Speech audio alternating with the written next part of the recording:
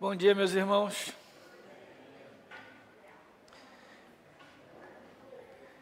A gente segue nos nossos estudos sobre a teologia da aliança e hoje a gente chega finalmente no clímax da história da redenção. A gente diria que é o capítulo mais importante da história da redenção, que é a obra de Cristo na terra propriamente dita. Então a gente já está aí, essa é a 10ª aula, então já estamos aí um pouco mais de 2 meses estudando como que Deus se revela ao longo da palavra, ao longo da Bíblia, uma única história de salvação, uma história de redenção para o seu povo.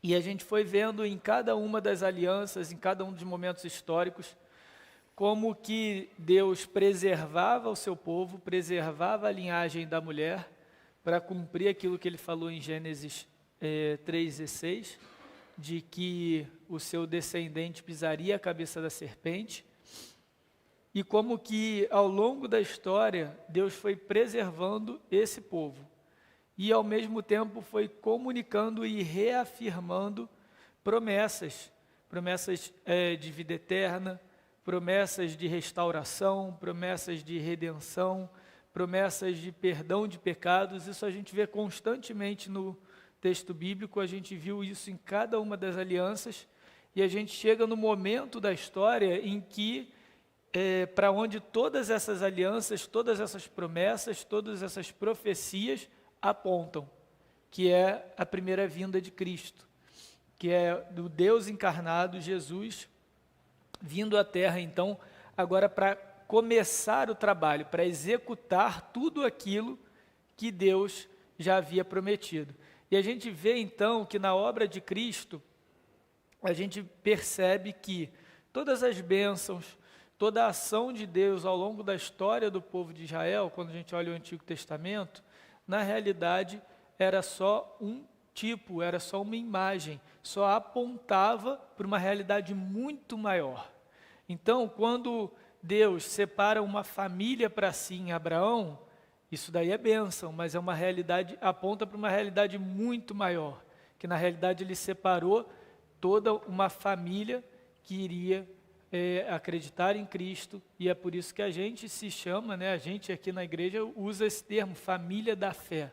Quando Deus tirou o povo do Egito, da escravidão do Egito para a liberdade, isso daí apontava para uma realidade muito maior, que é a realidade em que Deus nos tirou da escravidão do pecado.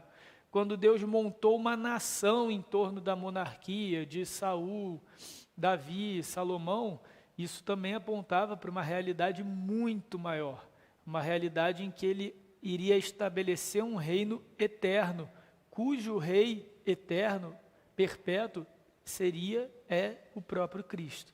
Então vejam, a gente tem nos relatos históricos das alianças apontamentos para a realidade cósmica, para a realidade universal da obra de Deus no ser humano e da obra de Deus em toda a criação.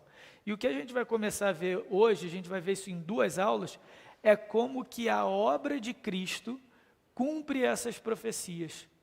Como que na prática a gente vê Cristo atendendo todas as promessas, todas as profecias, todas as bênçãos e todas as exigências das alianças anteriores. E a gente tem, às vezes, um certo vício, como cristão, que é separar o Antigo Testamento do Novo. Talvez ali até pela própria divisão bíblica. Então a gente lê a obra de Jesus, a gente lê a obra de Cristo, dos apóstolos da igreja, como algo muito distante, muito separado do Antigo Testamento. E às vezes a gente cria até uma dificuldade, assim, não, o Deus do Antigo Testamento era um Deus difícil, era um Deus muito rígido. Agora a gente tem o Evangelho da Graça no Novo Testamento, e a gente tem aprendido aqui nas nossas classes que é um único Deus, é uma única história.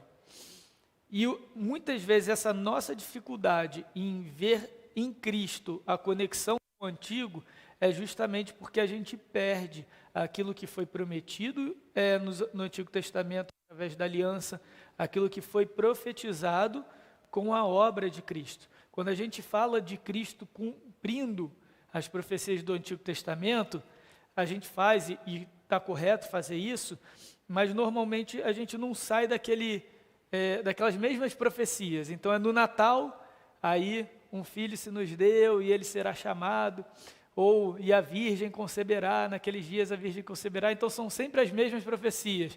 Ou na Páscoa, aí a gente olha para Isaías de novo e vê que as profecias ali a partir do capítulo 53 de Isaías, do servo sofredor, do Cordeiro de Deus entregue ao matadouro, como oferta para o sacrifício, mudo e calado. Estão certas essas profecias, mas tem muito mais coisa que Cristo cumpriu. Tem muito mais coisa na obra de Jesus que a gente às vezes perde por não enxergar toda essa história do Gênesis ao Apocalipse como esse clímax se encontra em Cristo. É o que a gente vai fazer hoje. Na nossa aula de hoje, a gente vai ver exatamente como Cristo, em cada uma das promessas, profecias e exigências dos pactos antigos, cumpriu isso. E na próxima aula, a gente vai ver aquilo que ainda falta. Então, das profecias, quais são os aspectos futuros? O que a gente, como igreja, deve esperar? Então, todas as promessas que a gente tem como igreja e que alimentam a nossa esperança, ou seja, a esperança de vida eterna, a esperança de uma restauração da realidade, novos céus e nova terra, a nossa ressurreição dos mortos, o reino de Cristo estabelecido eternamente na terra. Isso tudo são coisas que ainda precisam ser cumpridas dentro dessa aliança da graça, dentro das promessas que já foram colocadas. Cristo começa essa obra na sua primeira vinda e ele vai concluí-la na segunda, e a gente vai ver isso na próxima aula. Então, o que eu queria fazer com vocês hoje, a gente vai precisar muito de Bíblia, então fiquem aí afiados aí com as Bíblias abertas, que a gente vai para lá e para cá, Antigo e Novo Testamento. A gente sempre vai fazer isso. A dinâmica hoje vai ser assim: eu vou apresentar um tópico, um elemento da aliança, como que ele foi apresentado no Antigo Testamento e como Cristo cumpriu ele no Novo Testamento, beleza? E aí qualquer coisa, se eu não acompanhei, tudo já sabe, levanta a mão, tal, para a gente interagir aqui, porque hoje vai ser bem dinâmico. Então a primeira coisa que a gente percebe, é importante a gente sempre destacar, a gente tem no início do relacionamento de Deus com o homem, ou seja, assim que ele foi criado antes do pecado, qual era o pacto ou qual era a aliança que estava em vigor? Quem lembra? A gente tem duas, a aliança das obras e a aliança da graça. Qual estava em vigor? Qual que estava valendo no início, antes do pecado? Fala aí, gente. Das obras. O que era essa aliança das obras? Adão era o representante e ele ia receber a vida eterna na medida da sua obediência. Que obediência era essa? Ele tinha que administrar a terra, governar, dominar sobre todas as coisas e não comer do fruto, certo? Ou seja, ele deveria aprender sobre o bem e o mal através do relacionamento com Deus e não a partir de si, certo?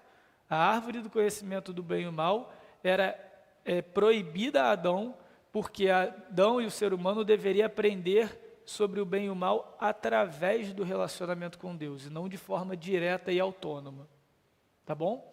Então, enquanto ele fosse obediente a isso, ele teria vida eterna. Duas árvores no jardim, uma era a árvore da vida, ele poderia comer, enquanto ele comesse, ele teria vida. Ele não come, ou melhor, ele come do fruto que ele não deveria comer, certo? Qual era a maldição? Então, abram aí Gênesis 2, 15, 16 e 17. E aí, quem achar pode ler para mim, por gentileza. Gênesis 2, 15, 16 e 17.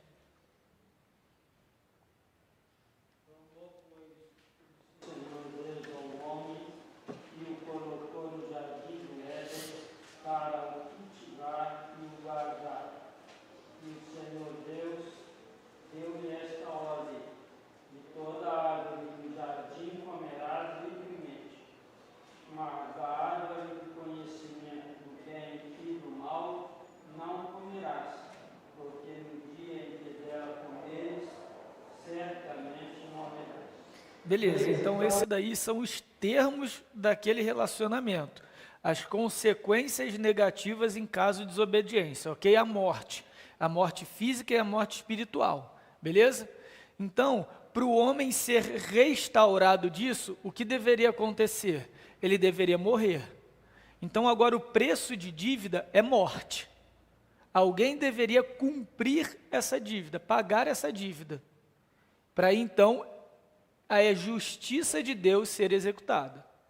E às vezes justiça, é sempre bom a gente relembrar, justiça não é só fazer o bem, justiça é dar a alguém aquilo que ele merece a partir de algo que foi previamente determinado, certo? Então, o que seria o justo? O homem morrer, o ser humano morrer, tá bom? Então agora há uma dívida de justiça entre o ser humano e Deus. Vamos pular para Romanos 5, 18 e 19. Como é que Cristo cumpre essa dívida de justiça, atende essa dívida de justiça ainda no pacto das obras? Romanos 5, 18 e 19.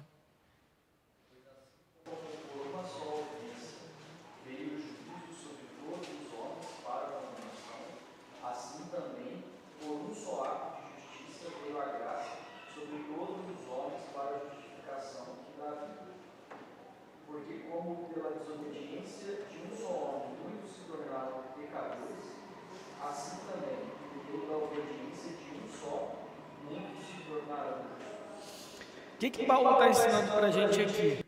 Por um só ato de justiça, que ato de justiça foi esse? Cristo se entregar na cruz. É Ele assumir a nossa dívida. Ele está atendendo à justiça de Deus. Há uma dívida de justiça e Cristo a cumpre no nosso lugar. Esse é o ato de justiça. Veio a graça sobre todos os homens, aqui todos os homens são todos os eleitos, tá? Tanto é que no final ele coloca, para que muitos se tornaram justos, não todos. Então a gente não pode confundir esse todos aí na Bíblia, tá? Muitas vezes todos é toda a multidão dos que vão ser salvos, e não todo mundo que já existiu na face da terra. Mas vamos lá, um só ato de justiça veio a graça, ou seja, algo imerecido, sobre todos, para o quê? A justificação da vida. E agora muitos se tornarão justos. Ou seja, Cristo cumpriu aquela dívida, ele atendeu em si a maldição que a gente acabou de ler em Gênesis 2,17. Beleza? Espera a moto passar.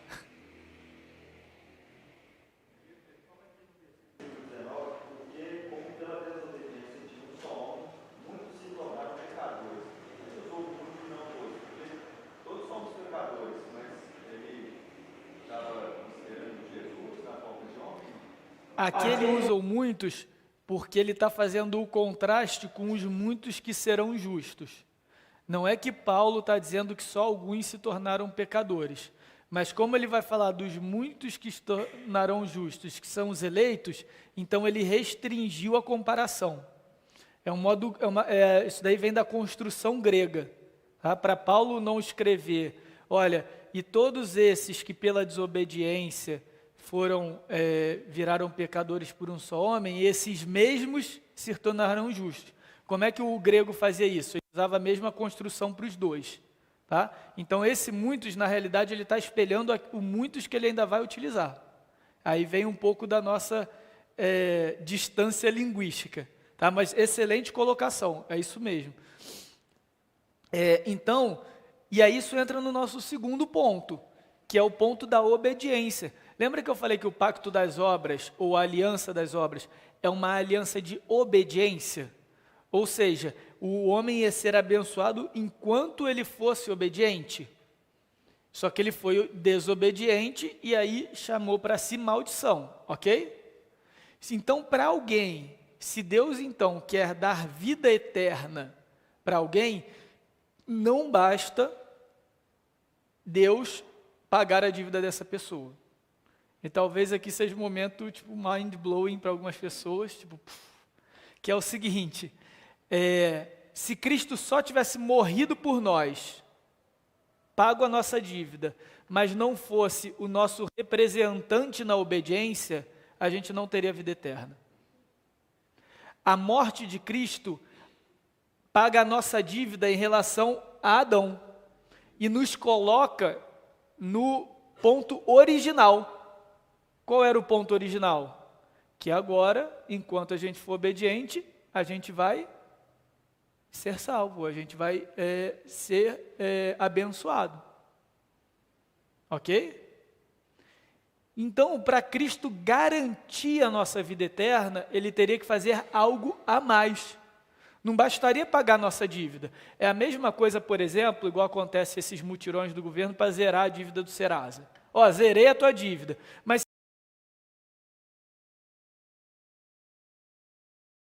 se o sujeito entrar num cheque especial no dia seguinte, ele voltou a ter dívida, não é? Agora, o que Cristo está fazendo é o seguinte: eu não vou zerar a dívida dele, eu estou entrando em conta conjunta com ele. Então, se eu estou entrando em conta conjunta com esse sujeito, toda a dívida dele é minha, está paga, e agora tudo que ele gastar sai do meu bolso. Por isso que Cristo morre pelos pecados que a gente cometeu, pelo que a gente comete e pelos que a gente vai cometer. O sangue dele cobre todas essas coisas, porque primeiro, tem poder para isso nesse sangue, e segundo, ele não só se liga a nós, se une a nós para pagar a nossa dívida, como ele se une a nós para obediência. Por isso que Paulo coloca: muitos se tornarão justos.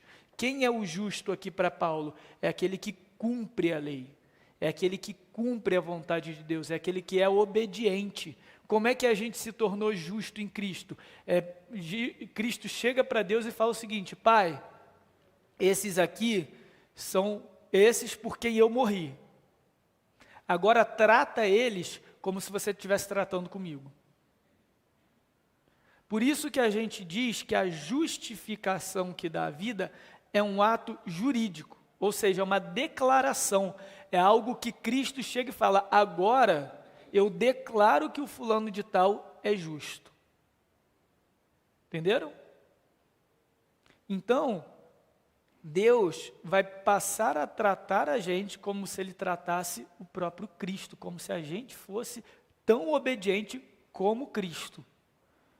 E Cristo garante isso pelo perdão de pecados, pela nossa intercessão, é o que João vai falar lá em 1 João, né, capítulo 2, filhinhos, essas coisas vos escrevo para que não pequeis, por se pecais, temos advogado junto ao Pai, Jesus Cristo, o justo.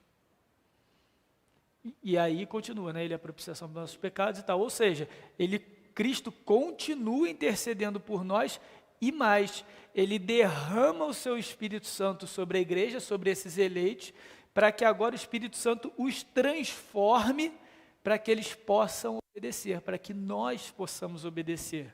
Então, o que Cristo faz? Ele encerra a nossa dívida com a morte, dívida que a gente tinha com Deus lá do Pacto das Obras, nosso representante Adão.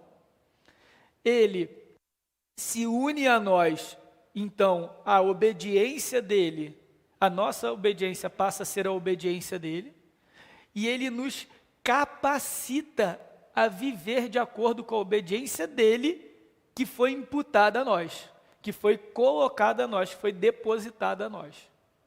Entenderam? Ou não? É complexo. É muito maior do que Jesus Cristo morreu na cruz pelos nossos pecados, não é? Tem muita coisa envolvida, né? Mas se a gente não tiver compreensão, pessoal, de toda essa articulação, de tudo que está envolvido na obra da cruz, a gente pode correr em alguns erros que algumas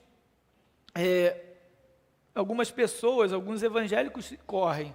Por exemplo, que a salvação pode ser perdida. Por que algumas pessoas acham que a salvação pode ser perdida se você não viver uma vida de obediência? Porque essa pessoa entendeu a morte na cruz como pagamento de dívida do pecado, mas ele não entendeu a união com Cristo como obediência de Cristo depositada em nós. Ele entendeu a propiciação pelos pecados, É a palavra bonita que a Bíblia usa, né? João vai usar lá no capítulo 2. Propiciação, ou seja, Cristo purificou, pagou o pecado. Ele entendeu a propiciação, tá? Mas ele não entendeu a justificação. Se Deus nos declara justos, nós somos justos, acabou. É uma declaração, não é uma constatação. Deus não constata, Ele não olha para a nossa vida e fala, agora que o fulano é crente, agora que o meu Espírito Santo está nele, agora que ele foi batizado no Espírito, então ele é justo. Não. Cristo morre, e aí ele fala, agora todos esses eu declaro justo. Então agora Deus começa a trabalhar na nossa vida, na nossa história, para que a gente faça jus àquilo que Deus diz respeito de nós mesmos. Agora que a gente é declarado justo em Cristo, então Deus nos ajuda a viver como um justo. Entenderam? E esse ajudar a viver como é a santificação. Aí é a nossa mudança de vida. Então vejam, Cristo cumpre o pacto das obras de forma, tanto na bênção quanto na maldição. Na bênção por quê? A gente teria que ser obediente. Ele foi obediente. E agora a gente é tratado como obediente, como justo. Porque Cristo nos declarou assim. Mas, pelo pacto, a gente deveria ter a morte. Cristo toma a morte para si. E coloca o crédito como se a gente nunca tivesse tido dívida nenhuma. Então, ele cumpre completamente o pacto das obras, a aliança das obras. É por isso que em 2 Coríntios, Paulo vai dizer o seguinte, aquele que não conheceu o pecado, eu estou lendo 2 Coríntios 5, 21, quem quiser abrir. 2 Coríntios 5, 21.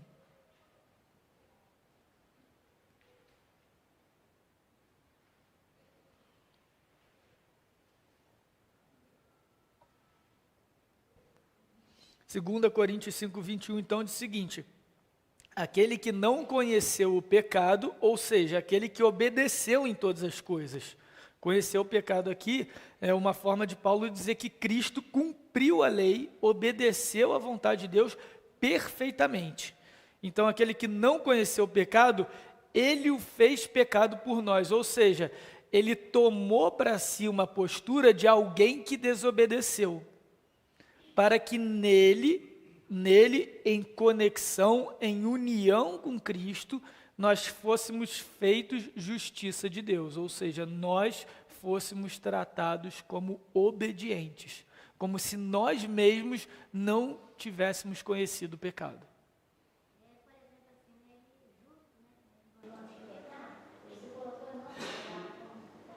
Exatamente. Ele se colocou em nosso lugar como pecador, como injusto. É como se Cristo estivesse falando injusto. É por isso que na cruz ele fala, Deus meu, por que me desamparaste? Ou por que me abandonaste? Isso aí é maldição pactual. O que é maldição pactual? É um termo da aliança.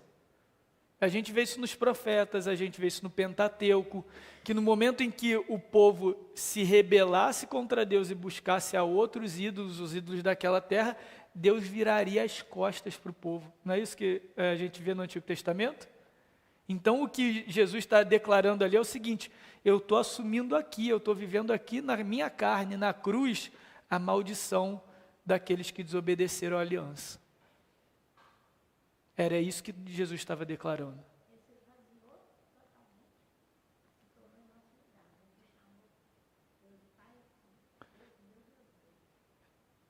Aí não é bem o se esvaziou, não é nesse sentido.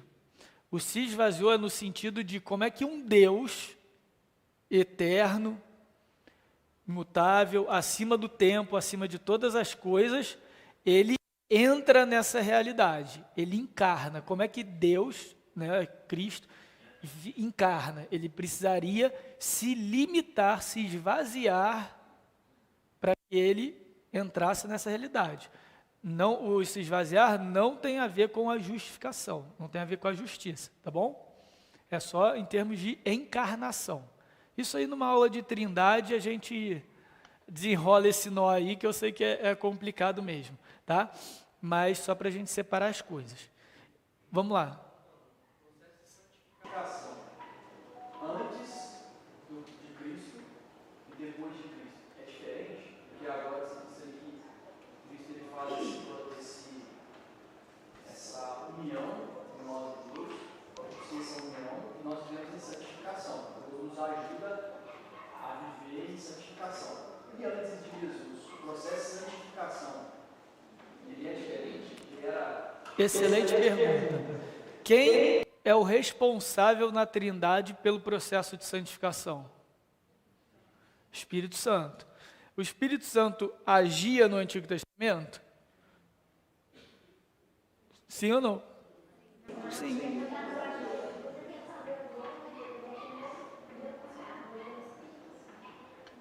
Ele agia sim, mas ele agia pontualmente. Ele não agia como ele age hoje. Ele não tinha sido derramado sobre a igreja, tá?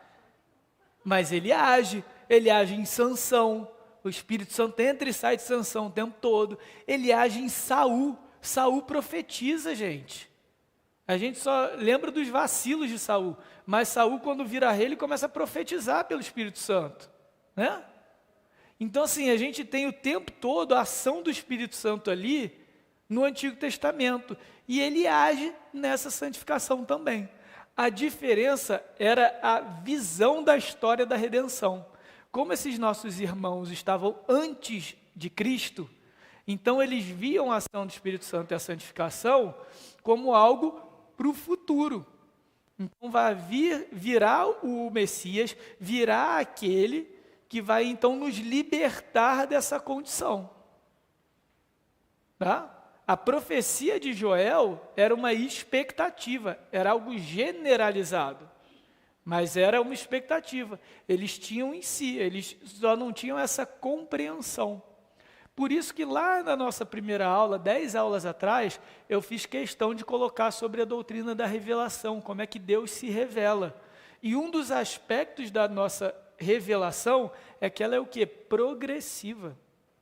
Ela é progressiva na história. Deus vai se desenrolando nas informações, vai abrindo as informações, tipo uma cortina de teatro, que você vai, quanto mais ela abre, mais você consegue ver o palco e o cenário. Então, assim, no início da Bíblia, a cortina do teatro está abrindo, até uma frestinha só. Eles só sabem que vai vir um descendente da serpente, da mulher, e vai pisar sobre a cabeça da serpente. Aí abre mais um pouquinho Abraão. Então sabe que Abraão, os descendentes vão ser abençoados, e toda a terra vai ser abençoada através de Abraão. Mas eles ainda não sabem como. Mas agora eles sabem que é através de uma descendência, de uma família. Aí abre mais um pouquinho. Então agora eles sabem que aqueles que eram descendentes de Abraão, dos 11 filhos de Abraão, agora eles são uma grande nação. Então está começando a cumprir. E essa nação tem que ser dividida em tribos. E cada tribo agora tem uma obrigação para a terra, tem uma terra que eles vão herdar, tem um lugar que eles vão habitar. E aí abre mais um pouquinho, porque eles herdam a terra. E agora eles são uma nação organizada. E eles têm um representante que é um rei, mas esse rei falha. Então vai vir um rei que vai colocar Israel como ele deveria ser, uma nação diante do Senhor, obediente, e que todas as nações iam reconhecer isso. E aí abre mais um pouquinho ainda, olha só como é que está abrindo o palco, o cenário. Aí abre mais um pouquinho, os profetas falam, vocês não entenderam, não é só uma nação, não é só algo físico, a verdadeira circuncisão, a verdadeira transformação é aquela do coração. Deus vai fazer isso, e Deus vai reunir todas as nações, Deus vai reunir gentios, Deus vai reunir estrangeiros em Israel, e Ele vai levantar um trono de Davi que nunca vai se acabar. Aí então, abre de todas as formas.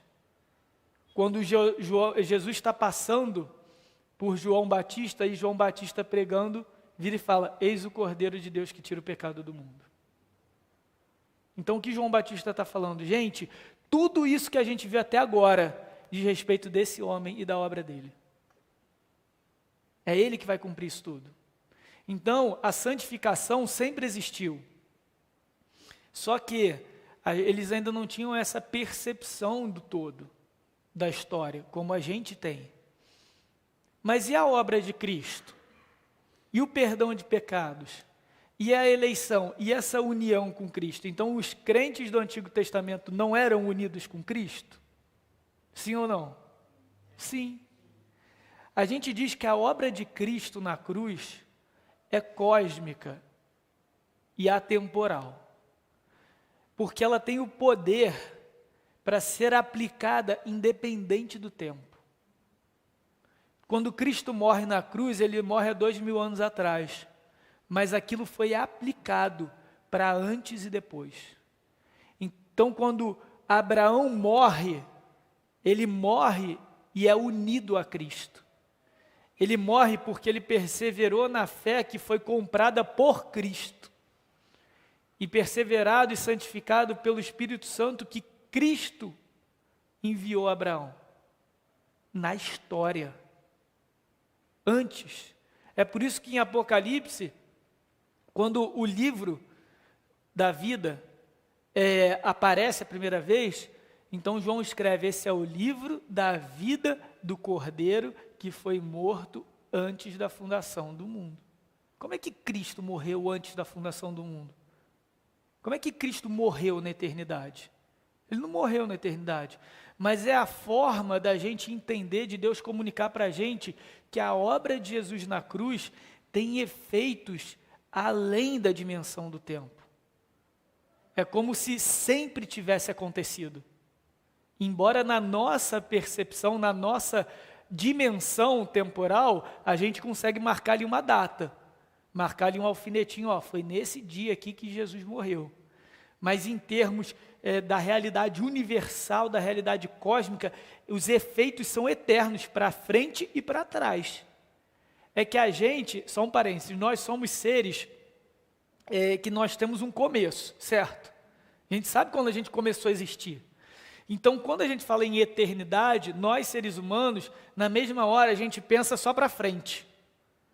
Para os adolescentes aí que estão estudando geometria, o tal da semi-reta, sabe o negócio da semi-reta? O que é a semi-reta? É um ponto que é infinito para uma das direções, né? Para frente ou para trás. Então, a nossa realidade humana é uma semi-reta. Mas quando a gente fala de eternidade para Deus, a gente fala de um círculo. Onde é o início e onde é o fim de um círculo? Ele é infinito, mas ele é restrito. Olha que doideira. Ele é restrito, ele tem um tamanho, mas ele não tem um início e um fim.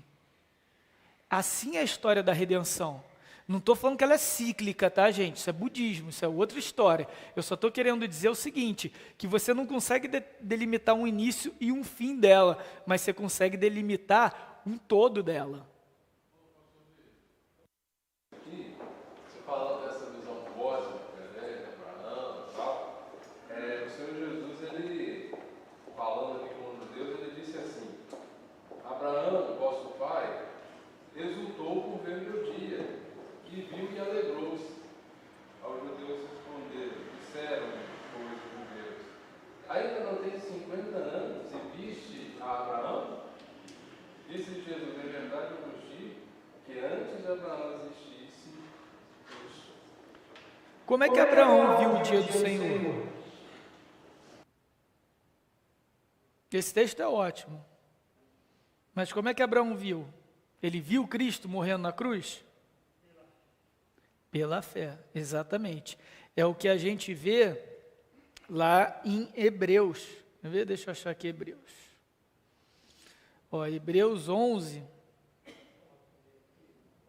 Pode ler, senhor Dalva. Hebreus 11, 8. Não, 8 não, desculpa. 39, né, senhor? Ora, todos estes que obtiveram bom testemunho por sua fé, não tiveram contudo a concretização da promessa, por haver Deus provido coisa superior a nosso respeito, para que eles sem nós não fossem aperfeiçoados. Eles tinham uma ideia de que aquilo ia acontecer, mas essa concretização eles não sabiam como. Mas eles tinham essa fé de que aquilo ia acontecer. Eles sabiam que aquilo ia acontecer. Então essa consciência, essa garantia, essa convicção de que a obra de Deus ia ser realizada para cumprir as promessas, isso lhes era suficiente. Hoje a gente sabe que isso tudo veio a partir da obra de Cristo, e é exatamente isso que a gente está estudando hoje aqui, né?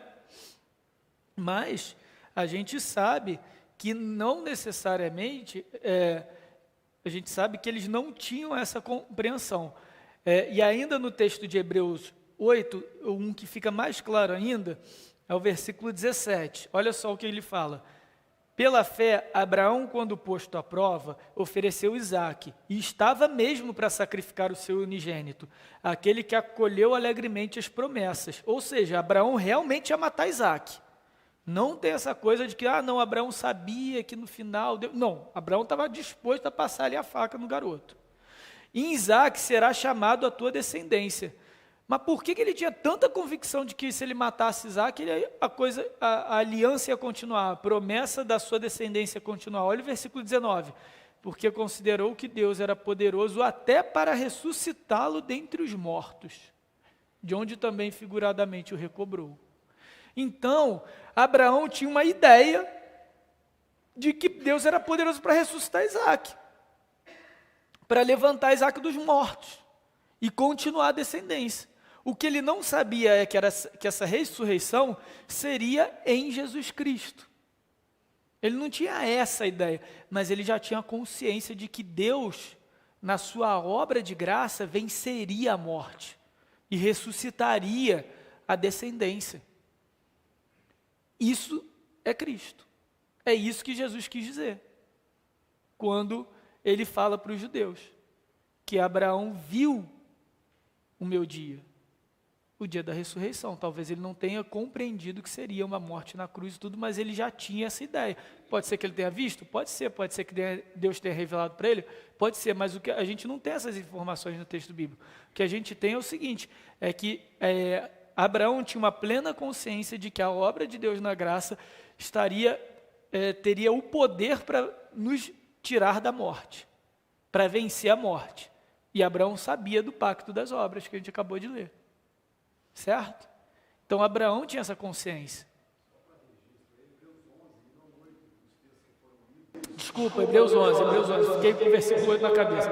Hebreus 11, tá, gente? Perfeito, obrigado, Gustavo. Então, gente, voltando, qual é a lógica da nossa salvação? Vou repetir. Primeiro, a humanidade se rebela contra Deus no seu primeiro relacionamento de aliança, ok? Essa aliança das obras, o pacto das obras. Tá? Então, a maldição do pecado e da morte veio por nós através do nosso representante do pacto, que era Adão. Tá bom? Cristo veio ao mundo e cumpriu essa mesma aliança. Só que ele a cumpriu nos dois aspectos.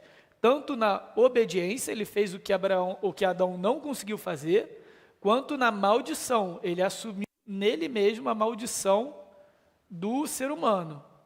E agora, como que a gente tem acesso à vida eterna? Como que a gente tem esperança? Como que a gente tem salvação, redenção? Agora a gente tem uma nova aliança com Jesus. Então Jesus está cumprindo a aliança das obras e nós, com Cristo, temos uma nova aliança, que é a aliança da graça. E agora, através da fé, que a gente se relaciona em aliança com Jesus. Se o homem, no pacto das obras, se relacionava com obediência, através da obediência com Deus, no pacto da graça a gente se relaciona através da fé. Beleza? E agora a gente tem um novo representante. Por que a gente tem um novo representante? Porque a gente está em nova aliança. Cristo é o novo representante da nova aliança.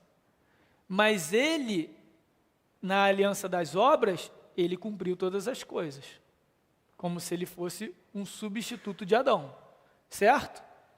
Então ele é o primeiro e único representante da aliança da graça, e ele é o novo representante da aliança das obras. Tá?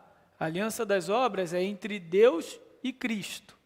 Agora, Cristo pagando a nossa dívida, se relacionando em nosso nome. É o nosso representante, tá bom? E na aliança da graça, é a gente se relacionando com Jesus. Por que precisa dessa segunda aliança? Porque através dessa segunda aliança de nós com Cristo, é que Ele vai transmitir as bênçãos, aquilo que Ele conquistou no cumprimento da primeira aliança. Ele cumpre a primeira aliança, conquista a vida eterna, conquista a ressurreição, a vitória sobre a morte e transmite a nós através do quê? Da segunda aliança. E agora a gente vai ver na história como que essas bênçãos da aliança da graça foram prometidas e como que Cristo concretizou elas. Então vamos lá. Primeira coisa, a formação e a salvação de um povo para si. Gênesis 12, versículo 1 e 2, a gente vai ler a promessa.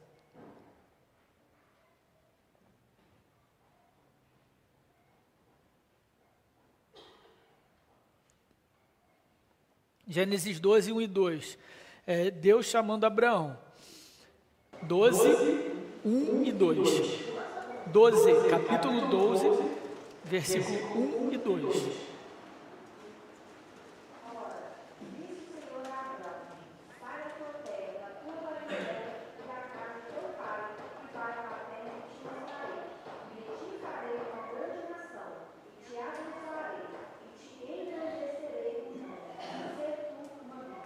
Perfeito. De ti farei uma grande nação, e te abençoarei, e te engrandecerei. Agora vamos para Isaías 42, versículos 6 e 7. Agora aqui Isaías está falando do servo de Deus. Tá? Isaías tem essa imagem do servo. Então olha só o que o servo, que essa pessoa fará em nome de Deus. Isaías 42, versículos 6 e 7.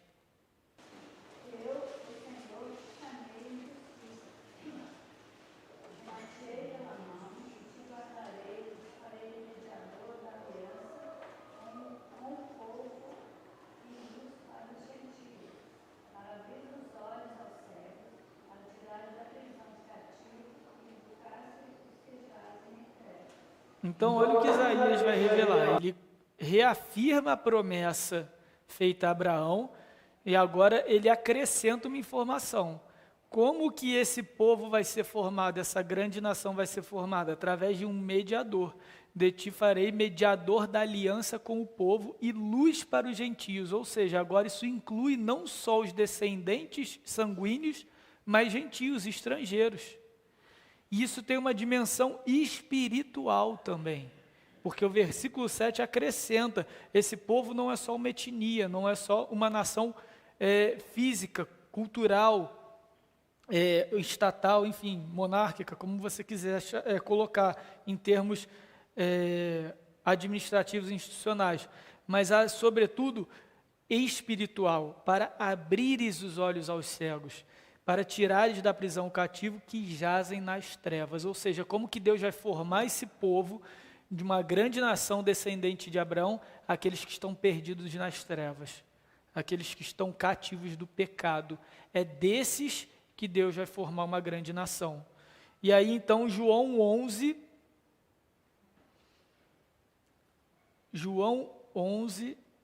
deixa eu ver, conferir o versículo aqui, gente.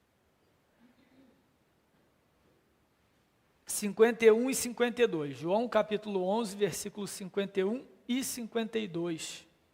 Ora, ele não disse isso de si mesmo, mas sendo sumo sacerdote naquele ano, profetizou que Jesus estava para morrer pela nação, e não somente pela nação, mas também para reunir em um só corpo os filhos de Deus que amam os céus.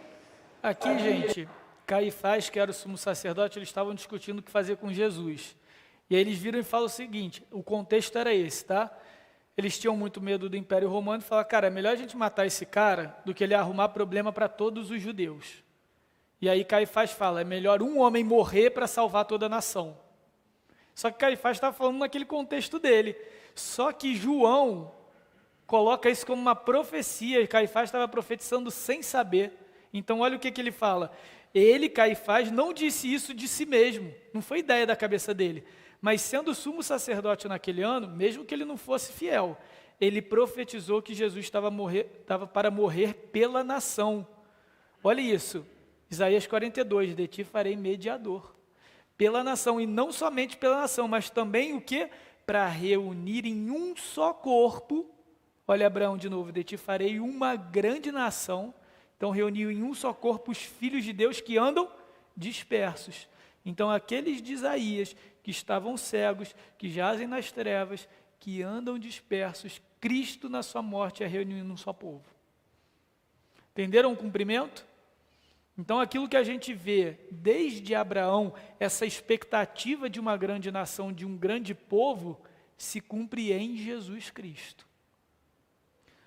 Próximo ponto, a herança e habitação na terra prometida. Então existem alguns elementos que são cruciais na administração das alianças. Então, primeiro, a nação, a formação de um único povo.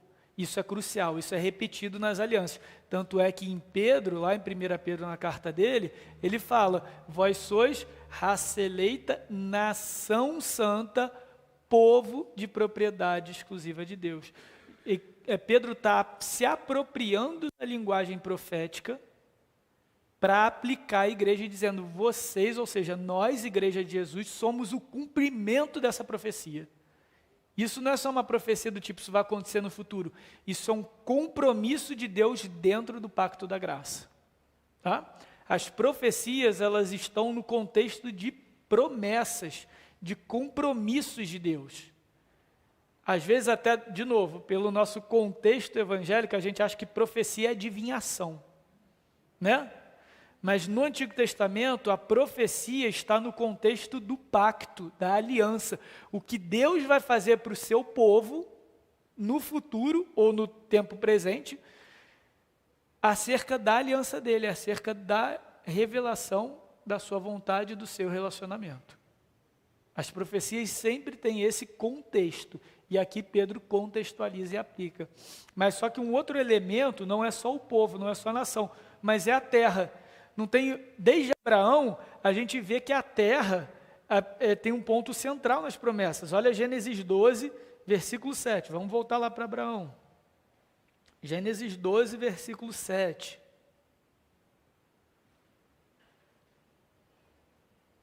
Quem achou, lê, por favor. Apareceu o Senhor a Abraão e disse, daria a tua descendência essa terra. Ali escutou Abraão voltar ao Senhor que lhe apareceu.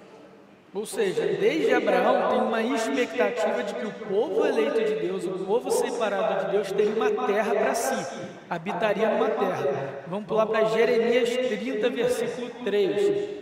Os profetas da nova aliança, Isaías, Jeremias, Ezequiel, eles já acrescentam esse aspecto espiritual às promessas antigas. Jeremias 30, versículo 3.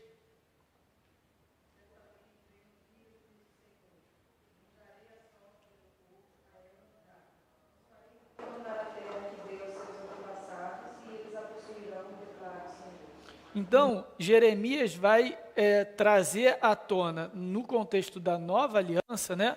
Aquela aliança com Jeremias, de que ele vai circuncidar o coração, e de que lhe daria um coração de carne, não de pedra e tudo.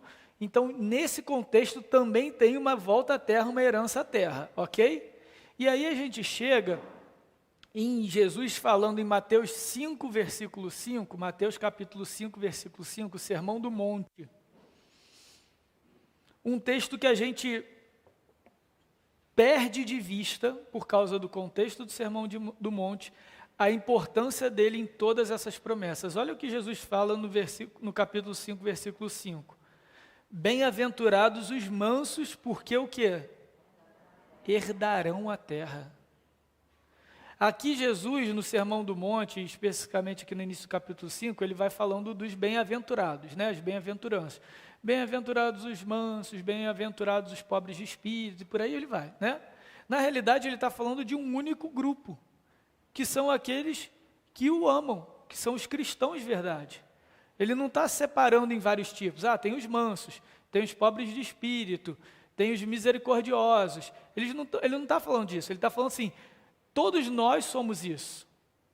E no meio disso, no versículo 5, ele vai dizer que os mansos herdarão a terra.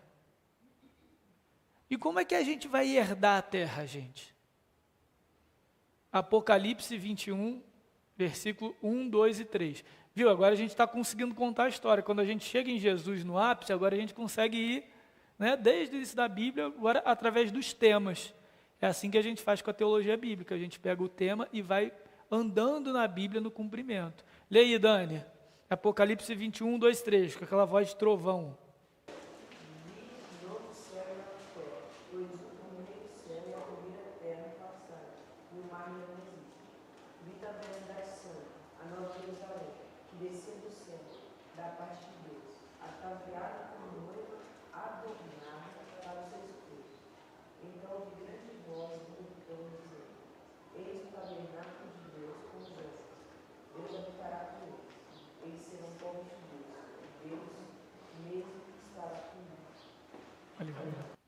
Então, gente, novos céus e nova terra, a criação, a terra mesmo física, onde a gente habita, onde a gente pisa, onde a gente acorda e a gente dorme, vai ser feita novamente, perfeita. E aí, então, a igreja, a Nova Jerusalém aqui, é uma cidade prontinha, mas é a ilustração da própria igreja, de todos os salvos, vai descer para habitar a terra. E a gente vai herdar a terra e vai habitar a terra e Deus vai habitar conosco nessa terra, como era no jardim. No jardim, no cair da tarde, Deus passeava pelo jardim, não era? E aí Adão, ouvindo a voz de Deus, teve medo, se escondeu. Era comum. Deus habitava no jardim com Adão.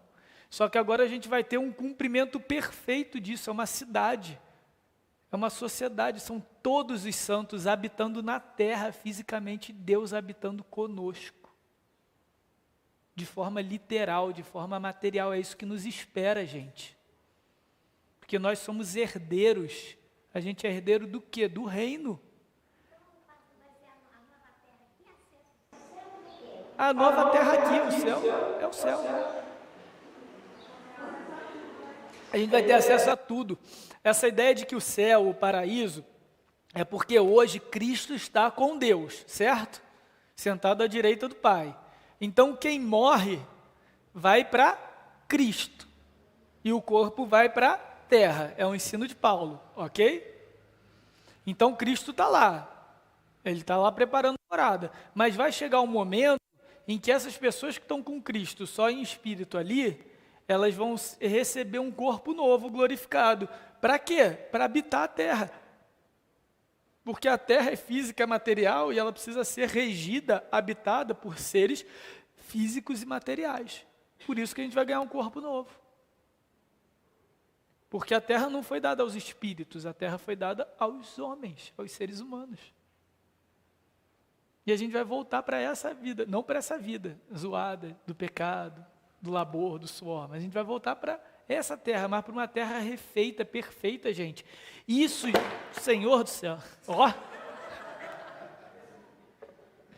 Viu? A gente fica falando esses mistérios de Deus, olha só o que é que acontece. O negócio é forte, gente. Mistério. Gente, isso aqui a gente perde dimensão material da nossa promessa, cara. Isso é muito sério, gente. A nossa fé, a nossa herança é material, gente. Não pode ficar assim no virtual, na nossa cabeça, onde eu vou para o céu, onde eu vou ter paz, mas não sei o que é. Gente, a gente vai habitar a terra. A gente é herança do Senhor. É físico. Isso tem que queimar no nosso coração. Vou tomar uma água aqui depois do susto.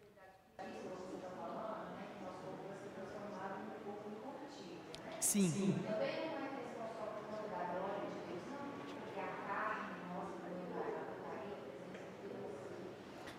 Não porque a nossa carne, o nosso corpo material não tem problema em si, tá?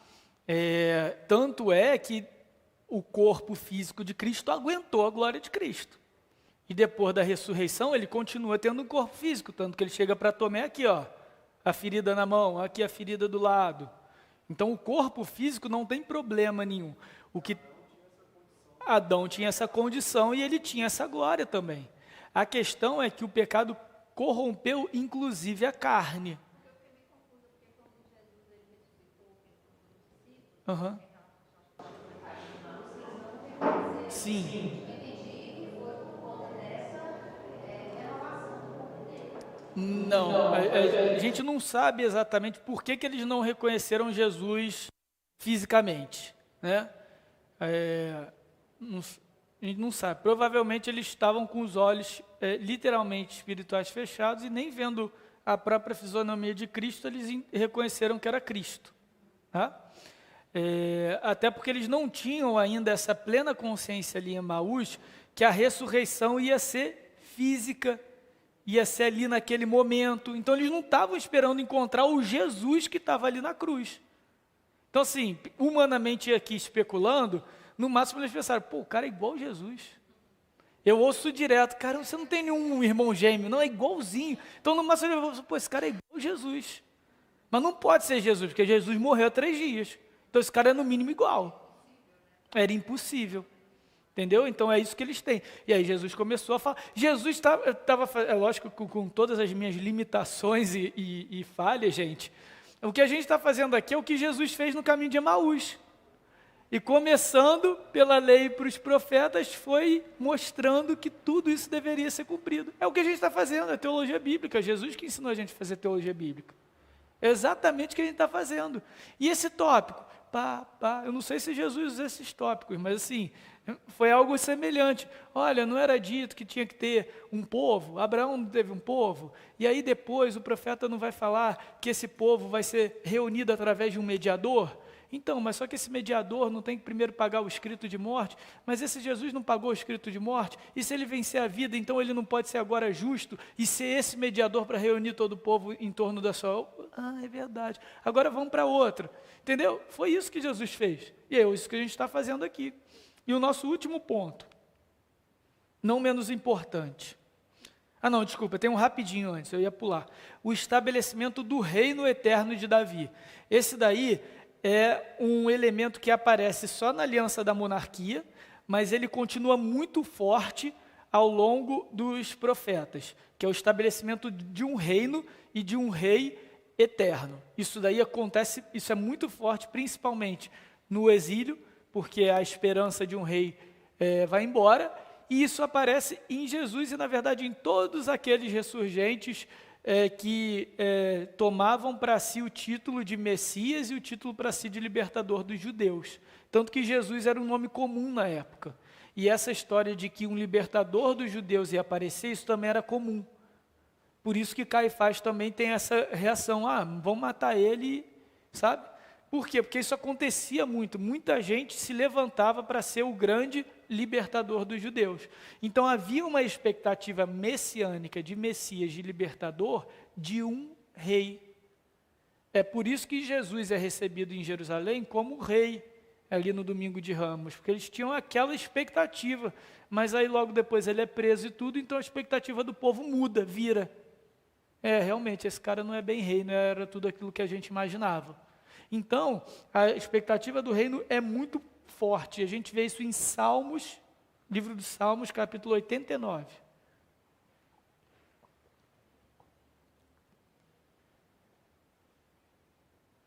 Salmos 89, versículos 3 e 4.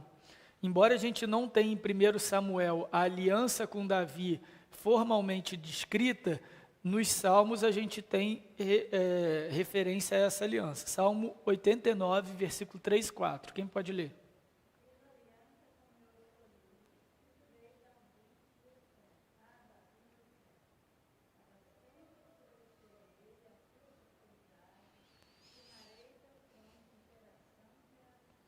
Então, com Davi tem essa expectativa de que o reinado vai ser perpétuo, mesmo quando o povo foi invadido e derrotado pelos babilônios e assírios. Onde a gente vê o cumprimento disso? Romanos 5,17. Romanos capítulo 5, versículo 17.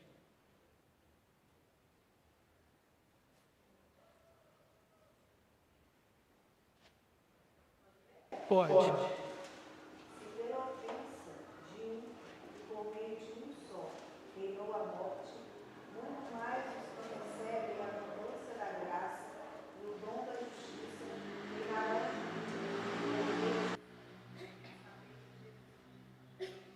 Ou seja, aqui Romanos está reunindo, Paulo está reunindo a figura do mediador, que a gente leu nos profetas, né? Com a promessa do reino. Então, o que ele está dizendo? Por meio de um só reinou a morte, muito mais os que recebem da graça e o dom da justiça. Então, ele está falando da justiça, da mediação, por meio de um só. Mediação. Por meio de um só receberão o dom da justiça e reinarão em vida por meio de um só. Ou seja, nós reinaremos, nós herdaremos um reino através da mediação. Então, Paulo está começando a agregar todos esses elementos da aliança. O elemento do povo, o elemento do reino, até que a gente chega em Apocalipse 20, versículo 4, promessa e profecia para nós. Eu vou até me afastar desse bagulho aqui, para ele não cair de novo. Apocalipse, capítulo 20, versículo 4. Quem pode ler? e também tronos, e nestes sentados-se aqueles aos quais foi dada a autoridade de julgar. E além das almas dos decapitados por causa do testemunho de Jesus, bem como por causa da palavra de Deus, tantos quantos não adoraram a besta, nem tampouco a sua imagem, e não receberam a marca na fronte e na mão, e viveram e reinaram com Cristo durante 1000 anos. Esses que estão reinando com Cristo durante os 1000 anos são aqueles que estão hoje nos céus com Cristo. Porque a gente entende que os 1000 anos são agora, ok? Então, se Cristo já exerce autoridade sobre tudo e todos, se ele recebeu o cetro de Deus e ele está sentado no trono para julgar nações, aqueles que morreram e estão com Cristo estão reinando com ele, ou seja, estão unidos à autoridade de Cristo. Quando que isso vai se cumprir, vai se estabelecer plenamente por toda a eternidade? Quando essa igreja descer, quando essa multidão descer, habitar os novos céus e nova terra, e nós então reinaremos e julgaremos. Julgaremos quem? Os que estão fora da cidade. Os condenados. Eles não vão ser aniquilados. Eles vão existir. Quem é lançado no lago de fogo para nunca mais existir é a morte. Então a gente não sabe como essa lógica, não sabe como como que isso vai acontecer, mas a gente sabe o quê? Que a autoridade do novo céu e nova terra vai residir concentrada no próprio Cristo, que vai reinar fisicamente no seu corpo glorificado e transmitida a nós, a igreja, e a gente também vai herdar essa terra e vai ter autoridade para reinar em nome de Cristo. Entenderam? Beleza? É difícil, a gente vai fazer um ainda só sobre Apocalipse, vai ter uma na segunda vinda de Cristo. Aqueles que entendem que o milênio não ocorreu e que o milênio é um milênio literal, eles têm uma explicação problemática, porque eles vão entender que Cristo vai arrebatar a igreja e depois ele desce para estabelecer o reino milenar de 1000 anos literal, ok? Só que aí eles precisam então defender tudo literalmente. Então eles vão defender que esse reino milenar de 1000 anos literal vai ser em Jerusalém e que os sacrifícios vão ser restabelecidos e que ainda haverá pecado no mundo, mesmo Cristo reinando fisicamente em Jerusalém.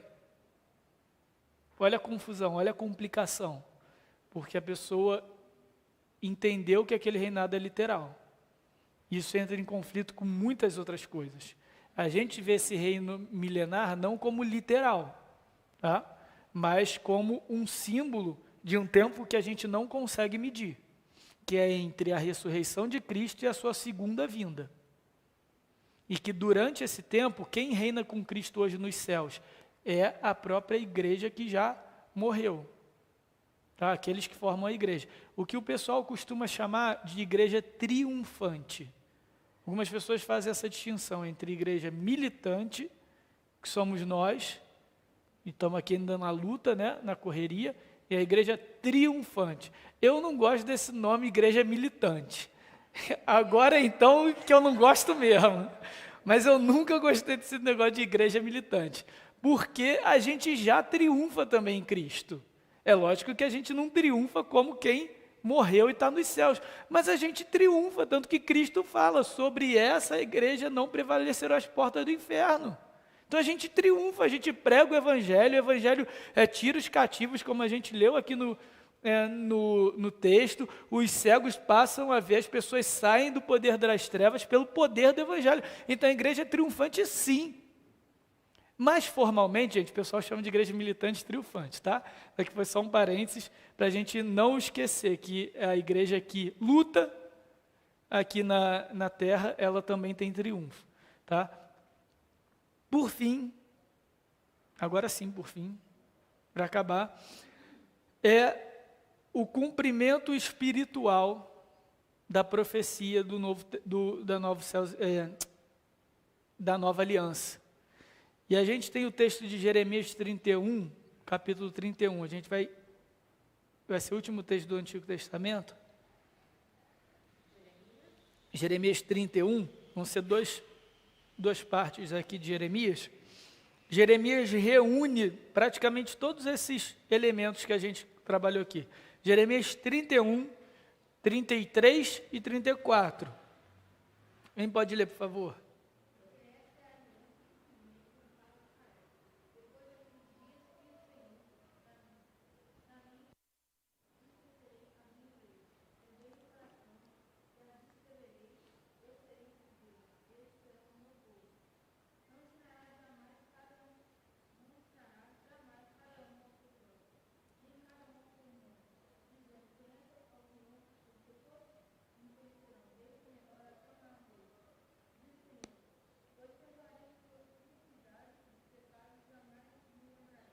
Agora, Pedro, pula um capítulo, vai para Jeremias 32, versículo 41, por favor.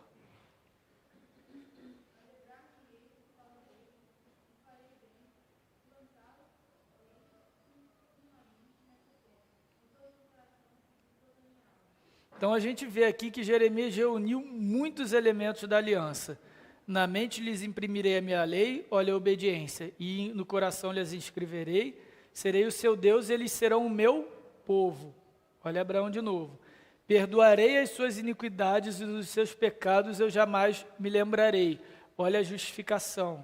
E aí no Jeremias 32, 41. Alegrar-me-ei por causa deles e plantá-los-ei firmemente nessa terra. Então, por que eu trouxe esse texto? Para a gente ver que na realidade o cumprimento dessas coisas está toda reunida em um único ato. Então, em uma única ação, em uma única pessoa, Deus vai perdoar os nossos pecados, vai nos tirar da escravidão da morte, vai nos unir a Ele em obediência, vai nos dar a terra como herança, vai nos formar um único povo, vai nos formar como reino de sacerdotes sobre o reinado de uma única pessoa, do próprio Cristo. Isso tudo é cumprimento em uma única obra, que é a obra de Jesus. E Ele faz isso vindo à terra, encarnando, morrendo pelos nossos pecados e ressuscitando. Ele inicia essas coisas quando Ele vem. E é por isso que a gente lê então em Mateus 26, versículos 26 a 29, eu vou ler aqui. Mateus capítulo 26 é o texto da ceia, da Santa Ceia. Versículos 26 a 29. Enquanto comiam, tomou Jesus um pão, abençoando-o, partiu e deu aos discípulos, dizendo: tomai e comei, isso é o meu corpo. A seguir tomou um cálice, tendo graças, o deu aos discípulos e disse: bebei dele todos, porque isso é o sangue, é o meu sangue, o sangue da nova aliança, derramado em favor de muitos, para remissão de pecados. Então, o que Cristo está dizendo aqui é o seguinte: a minha morte é o cumprimento de todas as promessas pactuais. O cálice da nova aliança tem esse nome porque eu estou finalmente cumprindo na história tudo aquilo que Deus revelou ao longo de todas as alianças. E aí olha o que Jesus disse: digo-vos desta hora em diante, eu não beberei do fruto da videira, até o dia em que hei de beber de novo convosco no reino de meu Pai. Então o que Cristo está dizendo? O seguinte: agora eu faço um compromisso com vocês, que eu vou me abster dessa ceia, até que eu tenha cumprido na história, ou seja, até que todos estejam sentados na mesa para eu tomar de novo o copo com vocês, a ceia com vocês. No reino de meu Pai. Esse reino de meu Pai é onde, gente? No céu ou na terra? Na terra. Não é o cumprimento da aliança? Não são os termos da aliança que Jesus está cumprindo em todos os seus aspectos? A gente não vai herdar a terra? Está na terra. É tipo aquele almoço em família, aí tem sempre o vô, o bisavô, sei lá, assim, o patriarca. Ó, ninguém começa a comer até todo mundo estar na mesa. Vocês não conhecem alguém assim? Já viram essa cena? É mais ou menos isso que Jesus está falando. Enquanto todo mundo não estiver na mesa, enquanto eu não garantir que cada um daqueles por quem eu morri não estiver assentado no reino, e o reino tiver estabelecido, e o mal tiver sido acabado, e a maldade tiver sido destruída, e tudo tiver perfeito, eu não vou tomar uma gota do vinho, porque eu fiz isso tudo para vocês. Enquanto tudo não tiver sido cumprido, eu não vou ceiar com a minha igreja. Mas vocês ceiem, para vocês lembrarem que um dia todo mundo vai estar junto na mesma mesa, herdando esse reino, herdando essa terra. É físico, gente, a nossa fé é física, a nossa esperança é concreta. Isso é a aliança. Essa é a aliança da graça. E a gente só consegue ter essa dimensão da obra de Cristo quando a gente olha toda a história da Bíblia. E a gente vê cada aspecto da promessa cumprida em Cristo, num único Salvador, num único mediador. Amém? Dúvidas? Perguntas?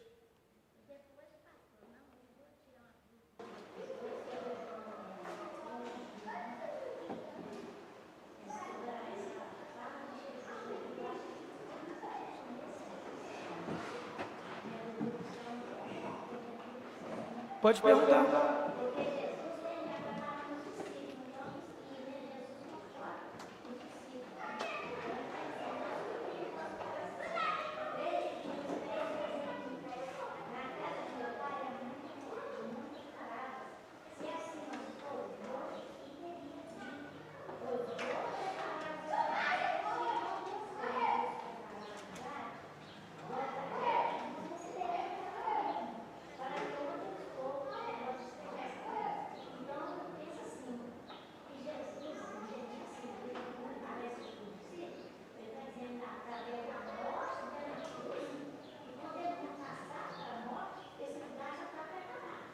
Tá.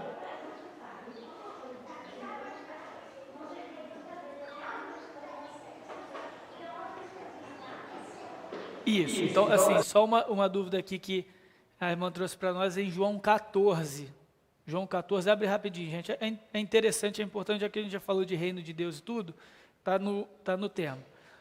João 14, versículos 1, 2 e 3, né? O versículo que diz que Jesus vai preparar morada para nós. Onde é que é essa morada? Como que ele prepara? Não se turbe o vosso coração, credes em Deus e também em mim. Na casa do meu Pai há muitas moradas, se assim não fora, eu vos teria dito, pois vou preparar-vos lugar. E quando eu for, eu vos preparar lugar, eu voltarei e vos receberei para mim mesmo, para que também onde eu estou estejais vós também. Jesus está indo preparar lugar aonde? Céu ou terra aqui?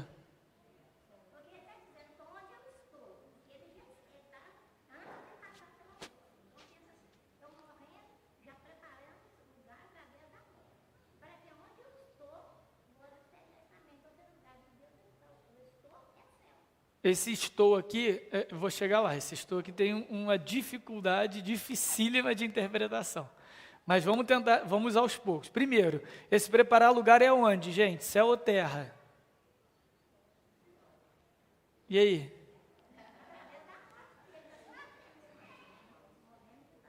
Céu ou terra? Ele está indo preparar lugar na casa do meu pai, há muitas moradas. Para onde que Jesus está indo? Ele ainda não morreu. Ele está indo para o céu. Ele está falando da ressurreição. Porque ele vai ressuscitar, mas ele vai subir.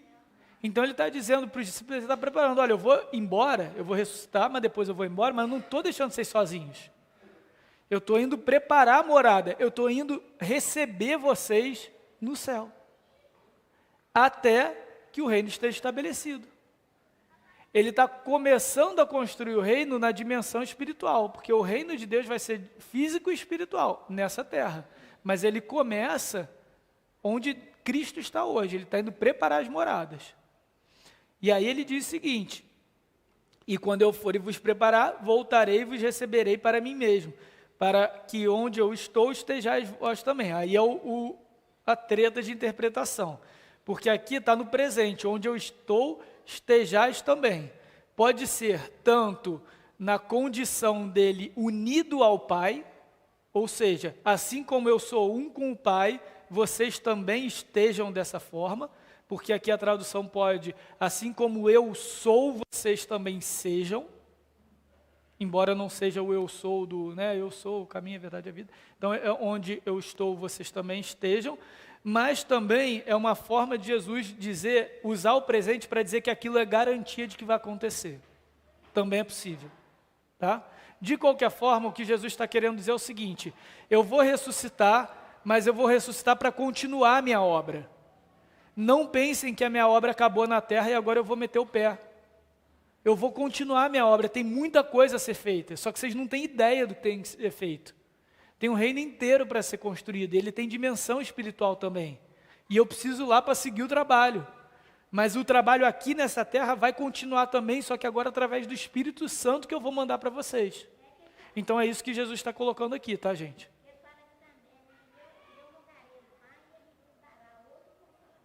Isso aí.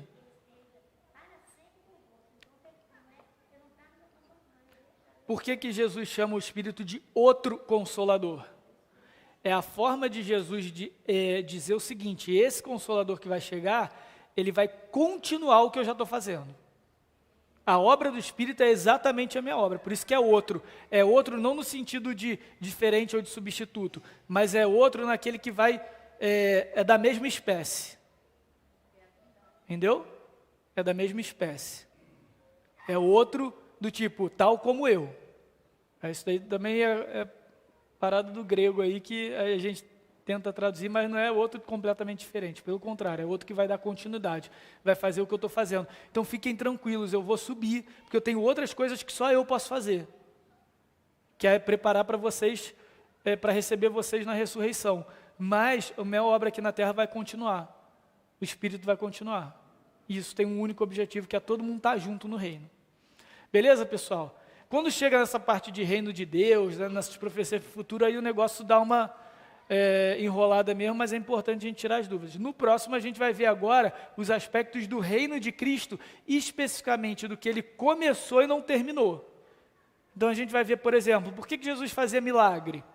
Por que Jesus falou algumas coisas que ele fez, que ele falou? Porque ele falou algumas coisas que ele falou, ou fez algumas coisas que ele fez. Isso aponta para uma realidade eterna, isso aponta para aquilo que ele está construindo. E como que a gente, como igreja, deve se enxergar nesse reino. Isso tudo porque na aula 12, que é a nossa última aula, a gente vai ver a teologia da aliança aplicada na igreja. Como é que todas essas promessas cumpridas em Jesus, reveladas ao longo da história, garantem a nossa unidade como igreja e como corpo de Cristo. E como é que o corpo de Cristo pode viver como povo da aliança, família da fé, na terra até que Jesus venha. Então a gente está construindo aqui a nossa conclusão. Beleza, gente? Vamos orar? Senhor, obrigado, porque mais uma vez a Tua palavra se revela a nós como mensagem de graça, mensagem de esperança, de alegria para os nossos dias.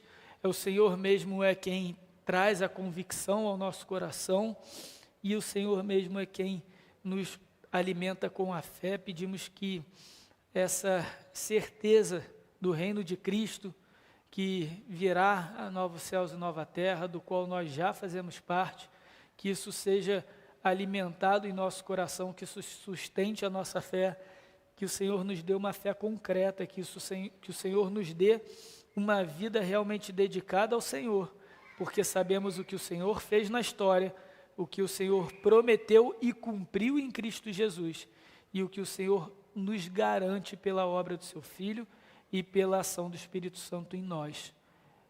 Cuida do nosso coração, Pai, para que sejamos realmente povo da aliança, para que obedeçamos a Tua lei de todo o nosso coração, de todo o nosso entendimento, para que sejamos verdadeiramente nação santa no meio de uma geração corrupta, para que sejamos luz no meio das trevas. Que o Senhor faça isso conosco, nos leve em segurança para casa.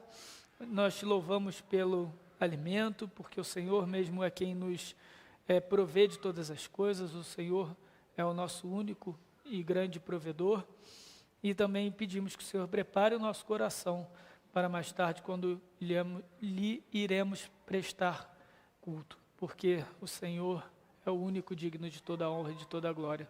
Louvado seja o Senhor, em nome do nosso Salvador, Cristo Jesus. Amém.